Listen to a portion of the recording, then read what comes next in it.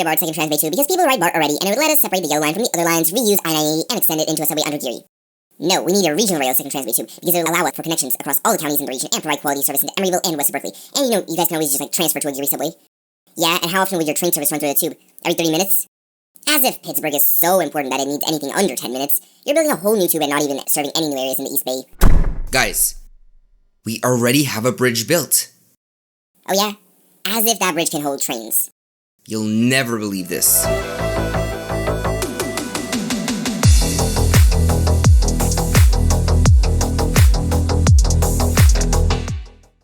Name any recently completed or under construction subway project.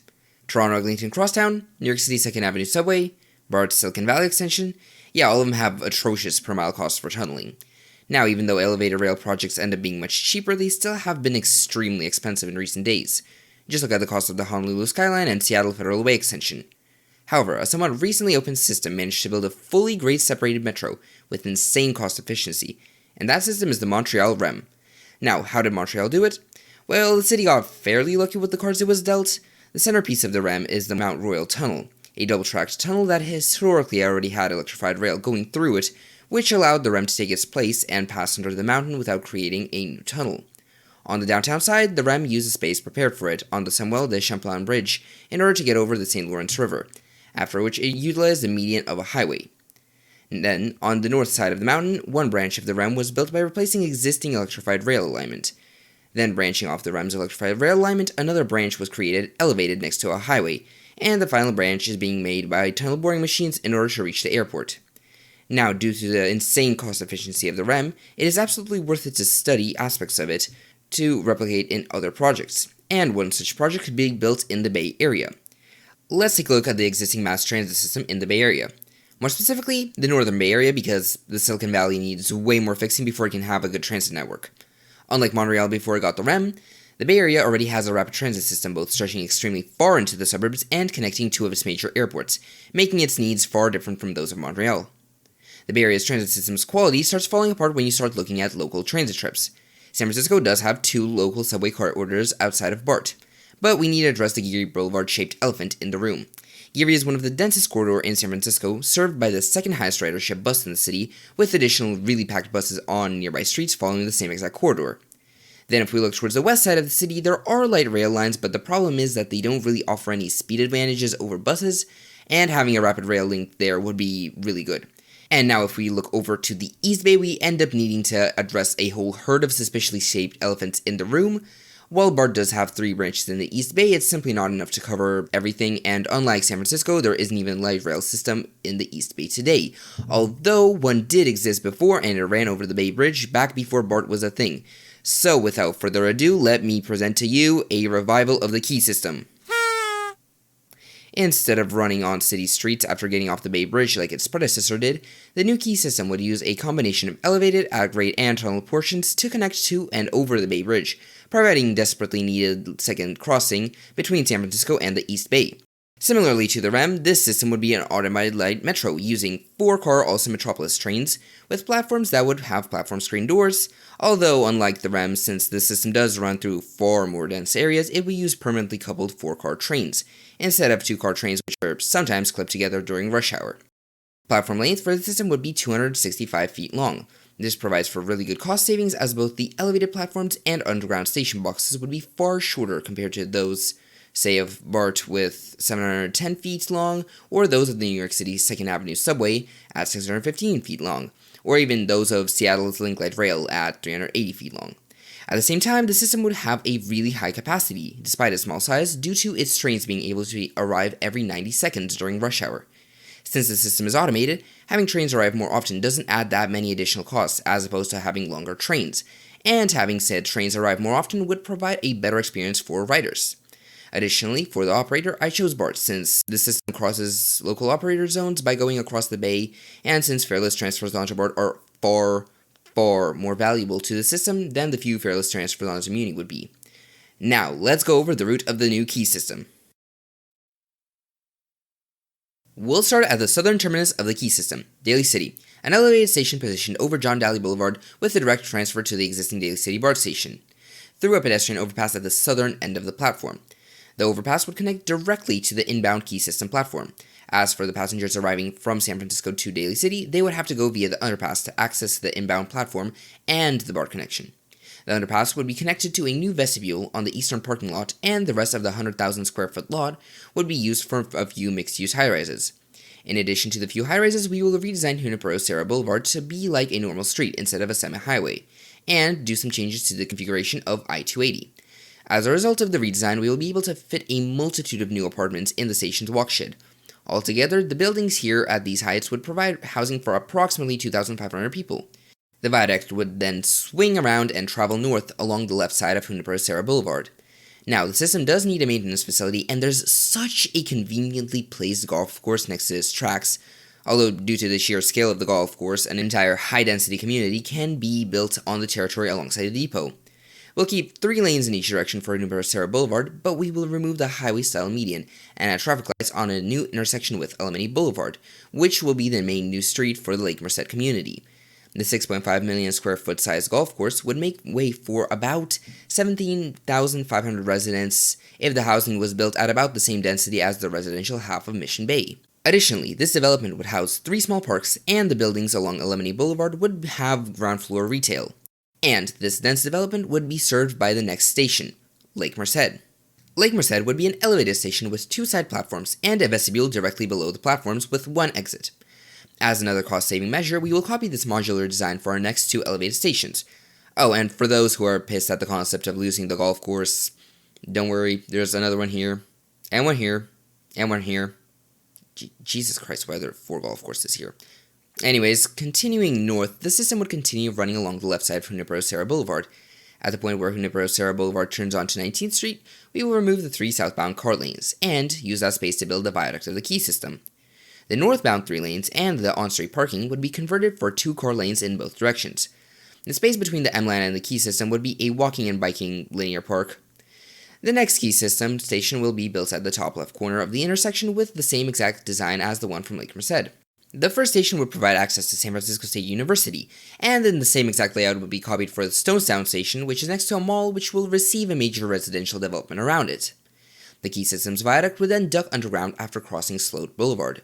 Because of the park and the intersection, there is enough space for the line to calmly dip underground, and there is enough space for a tunnel boring machine staging area.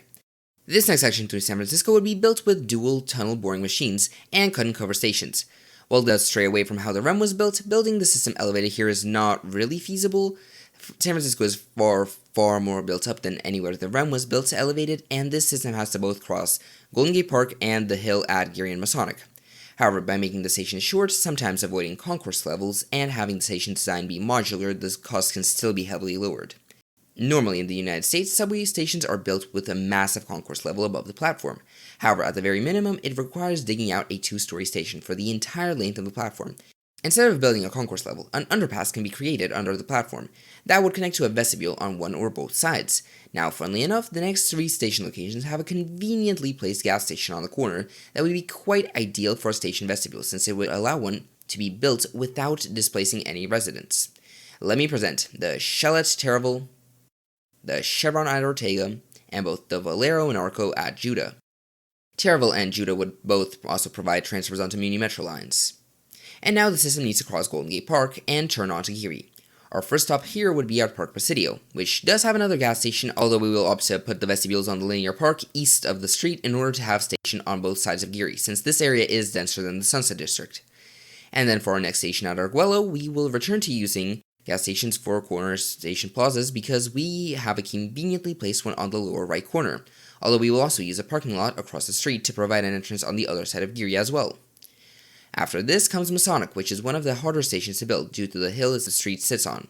Cut and cover work could theoretically be done in the car tunnel, while traffic would be rerouted to go over the top of the hill.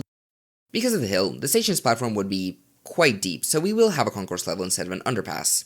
As for the vestibules, 2 would be constructed on the territory of the Presidio Division bus yard, and another one would be constructed out of a section of the parking lot of the City Center Mall. The next station at Fillmore would end up being more complicated, due to the lack of easily accessible lots on any corner for the station entrance construction. However, the underpass under the street will once again help out quite nicely for cut and cover construction. To place station vestibules, the sidewalk would need to be substantially widened on each side.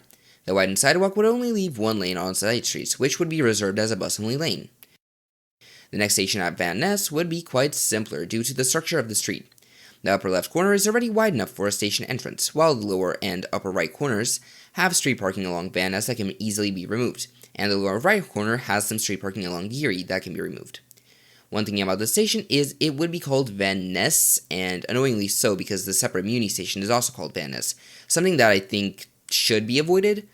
I don't think there are any good alternatives for the name for the Key System station, although I do think the Muni station could be renamed to either City Hall or Symphony. Anyways, the next station at Union Square would be dug out between Powell and Stockton Streets, with an escalator connecting to the existing concourse of the T-Line, and provide a somewhat long transfer to the T-Line and a theoretical but even longer transfer to the Powell Street BART and Muni station, if you continue walking down the concourse. All three of the stations would be transfers outside of fare gates via the concourse. At the station, the line would pass right above the T-Line tunnels, because it will soon have to duck and go under the existing BART tunnels. And as it goes under the BART tunnels, it reaches its next station, Montgomery. The new platform would be dug out directly south of the existing station complex. A direct connection would be done via escalator or elevator at the end of the BART platform, and another very long escalator would connect the concourse to the Key System platform, although new exits would not be added to the concourse. Montgomery would by far be the most complicated of all the stations to build due to all of the lines above it. And now we will go over to what is probably the most jank station, Salesforce. With the transfer to the Salesforce Transit Center and thus numerous buses, Caltrain, and California High-Speed Rail, hopefully by that time. Now, because we are about to go on the Bay Bridge, which is elevated, we need to have tracks and the platform be right below the surface. However, the entirety of the Salesforce Transit Center has a concourse level and a platform level. The only place without a concourse level would be on the track approach under 2nd Street, and that is where we are placing our stations. As for the connecting pedestrian tunnel, it would be fairly long and would go under the Key System tracks and over to the actual Salesforce Transit Center concourse. This type of configuration for the stations is effectively required to go elevated onto the Bay Bridge, and it all rests on whether the Key System would be capable of traveling from level -4 up to level -1, in the short 1,600-foot stretch between Montgomery and Salesforce. Then, the line would pop out and go elevated right up to the north side of the Bay Bridge Viaduct, taking away 2 of its leftmost lanes on the lower deck. Adjacent to the bridge, an elevated station structure would be built on top of the self-storage facility between Beale and Main Streets, providing access to the really dense Rincon Hill neighborhood. The station design would be almost identical to the previous elevated stations, except for the far longer escalators that would be required due to the, frankly, very insane height. After that station, the Key System would cross over onto the other side of the bay via the Bay Bridge. In order to balance out the car lanes, one of the car lanes on the upper deck would have to be transformed to go to the other direction. That lane and the lane next to it will be HOV, with the direct bus-only off-ramps onto the Salesforce Transit Center. In general, the off-ramps for the entire bridge would have to be heavily reconstructed. Then, as we go over to the reconstructed eastern span of the Bay Bridge, the new system would take up the center 2 lanes, and the HOV lanes would be the 2 next closest to the center, leaving 3 general-purpose lanes in each direction on each side. Now, politically, it would basically be impossible to get 2 lanes off the Bay Bridge to be transformed for rail, because people would be screaming and crying over losing said 2 lanes. However, funnily enough, due to the vastly superior passenger throughput of the light metro system that could be put on said lanes, there would be way less traffic on the Bay Bridge, simply because of the fact that a giant amount of car trips would switch to transit trips if the Bay Area's transit system reached more places at high speeds. And this is also time to reflect on the difference between the cost efficiency of the REM in Montreal and the lack thereof in the Bay Area. While the bridge built across the St. Lawrence River, which opened in 2019, had space reserved for a future rail system, the new eastern span of the Bay Bridge, which opened in 2013, was made with zero regard of any potential future rail system that could go on it. Even if it's theoretically possible to build a light automated metro over the eastern span, now we will have to reconstruct the roadway sections on the bridge, which will end up being far more costly than how it was done in Montreal. Anyways, now that we're on to the East Bay, we immediately face the junction. Since we don't have any station right before the junction, we will have a reverse branch to serve East Bay trips without requiring a trip all the way to San Francisco. In order to have our desired 90-second intervals at peak hours, we will need to construct a flying junction where no one line will block another. The first branch of the Key System will branch off towards Emerville, and will directly replace 2 westernmost freight tracks. The first station on this branch would be at grade alongside the existing Emeryville Amtrak station, which would get a new aerial bridge connecting a separated Emeryville Island platform to the Key System platform, and to both sides around the track. Subsequently, the area around the Emeryville Amtrak station would be heavily built up and pedestrianized. If we only built up the adjacent parking lot and various empty lots in the area, we can fit about 4,000 people. However, if we build high-density mixed use over the strip mall, other hotel parking lots, and a few industrial zones, we can easily triple the amount of residents added to around 12,000. After that station, the line will travel at grade, to the left of the two tracks with level crossings removed. The next station would be West Berkeley, which would be built at grade and connected with another skybridge. After that station, the line would duck underground and travel under University Avenue. We will use dual bore and cut and cover station for this line too, and the tunnel boring machines will be launched from the parking lot above the station. The station under San Pablo Avenue would be built like the usual stations, with underpasses and with two vestibules on both sides of University Avenue, where there are currently vacant buildings. The next station under Sacramento Street will be then built by putting a vestibule instead of Chevron on the corner, and another one in the parking lot across the street. After that station, the tracks would swing down 2 blocks to Center Street for a better transfer to downtown Berkeley BART, at the final station of this branch. The station would have an escalator connected to the concourse with an available transfer behind fare gates to BART. The tracks of the key system would then extend under those of BART for a crossover that will also allow for a potential extension to the south side of the UC Berkeley campus and into the Elmwood, Rockridge, and Temescal neighborhoods. Now let's go over to the second branch, which will start off in a Y in the place where there currently is a Target. The second branch will run elevated just for a bit before dipping underground and transitioning to run under 40th Street. Just like the other two sections, dual bore will be used. The first underground station will technically be on San Pablo Avenue, although I am choosing to call it Adeline because the station in Berkeley would already be called San Pablo, and Adeline is close enough to the station. It'll once again be a smaller station with 2 vestibules and a pedestrian underpass. The area surrounding the station also has a few massive parking lots that could be redeveloped for high-density residential. The next station would be one with a transfer to MacArthur BART, and if you were mad about the Adeline name given, guess what? MacArthur is a lie too. The station only has exits onto 40th Street and doesn't even touch MacArthur Boulevard. Anyways, this will be our first underground station with neither a concourse or a pedestrian underpass because it can be built fully off-street in the lot adjacent to the freeway. The station being off-street would allow us to connect to the existing MacArthur BART pay zone without a mezzanine level, since escalators and elevators would be able to descend directly onto the platform in a single go. We will also build a second vestibule at the tail end of the platform to alleviate the stress put on the existing MacArthur fare gates. The tracks would then continue under 40th Street and then turn onto Broadway, with the next station being on the intersection with MacArthur Boulevard. Since BART so maliciously stole the name MacArthur, we will name the station Mosswood after the neighborhood and park. The station would be similarly built off-street with 2 vestibules at each end of the platform on the empty lot east of Broadway. However, this station would be 2 stories from the start as a way to future-proof the Temescal extension. While only one platform would receive 5 lines, having 2 platforms reduces the load to one level being 3 lines and the other level being 2. Every track on every level would be able to exit into any direction south. However, the upper platform would be used for the initial operations towards MacArthur Station, while the lower platform would be saved for Temescal service. Having the platforms like this would allow someone traveling from Mills College direction to the Alameda direction to simply walk across the platform, no matter what level they are on. Meanwhile, you could pick between Temescal or MacArthur direction on any earlier station before Mosswood. This setup would greatly future-proof the Temescal extension, which would be a highly desirable extension even though it would create complex service patterns. After Mosswood, the stations would branch, however this time without a reverse branch because the transfer of Mosswood would be extremely convenient. The first of the lines will emerge in the median of I-580, taking up the 2 central lanes. Its first station at the intersection of Grand Avenue would be built in a similar fashion to the Ile de Source on the Rem. The station would exit onto a well-lit pedestrian zone under the highway that would remain an extension of Splash Pad Park. All of the stations, including this one, would require a slight widening of the highway in a direction to fit the station, since I-580 doesn't have a median. The next station would be Buttmont Avenue, with an exit onto the west side of the street. This time without a pedestrian plaza, but with good bus connections and within walking distance of Highland Hospital. The next station at Fruitvale Avenue would be built in a similar style to the Grand Lake Station, with the western parking lot becoming a well-lit pedestrian plaza. The next station at 35th Avenue would be the only station with an exit onto the overpass instead of an underpass. The station exit would be on the east side of the street and would be built like the Mercer Island Station in Seattle. The final station on this branch would be Mills College, with an exit onto the pedestrian plaza created between Calaveras, MacArthur, and Wells Streets.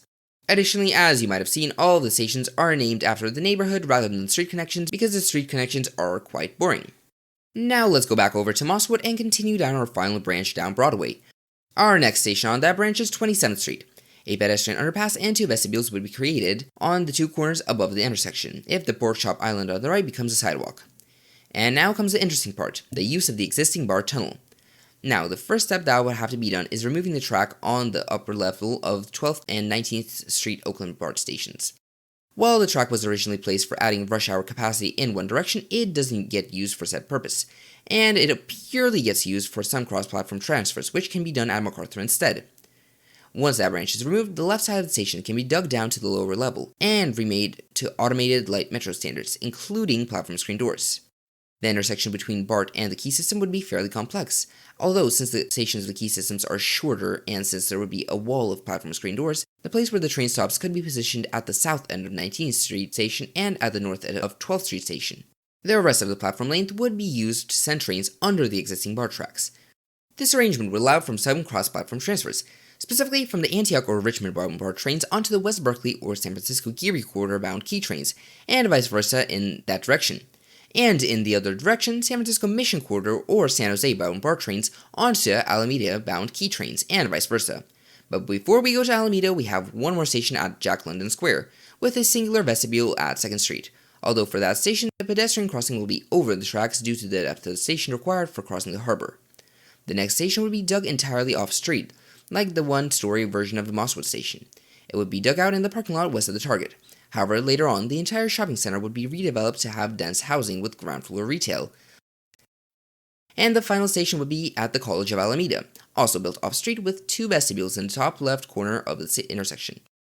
The tracks would be positioned west for a future extension to the current Naval Air Station in the very west side of Alameda, if it gets a redevelopment plan with dense housing. Redeveloping the entire 2.3 square mile territory of Alameda Point with residential density found in Mission Bay would provide homes for nearly 130,000 people, almost tripling the population of Alameda and adding desperately needed housing within such proximity to San Francisco. And the extension to Alameda Point could be elevated, as the linear park by Ralph Alfonso Memorial Parkway makes the street really wide. Although it doesn't have to stop there, this would be the perfect moment for creating a second Transbay tube in a future extension. The tube could carry key system trains under the bay, and within San Francisco, it could serve two extremely important corridors, 16th Street and Fillmore, with 8 new stations serving some of the densest areas in San Francisco and providing crosstown service. But that is all a giant separate idea. As for the ridership, the best estimate we have is the Geary 19 subway study, which estimates 314,000 new transit trips for a Geary 19 subway combined with the second Transbay tube. Although for this system, the ridership would likely be quite a lot higher due to the 3 new corridors that would be served in the East Bay, instead of the Geary 19 subway, which would end up feeding into the existing BART system, and also quite a bit higher due to the major developments that would be built around the various stations. So now, what do you say? How about we use the bridge instead of building a second tunnel? No. Well, worth a shot.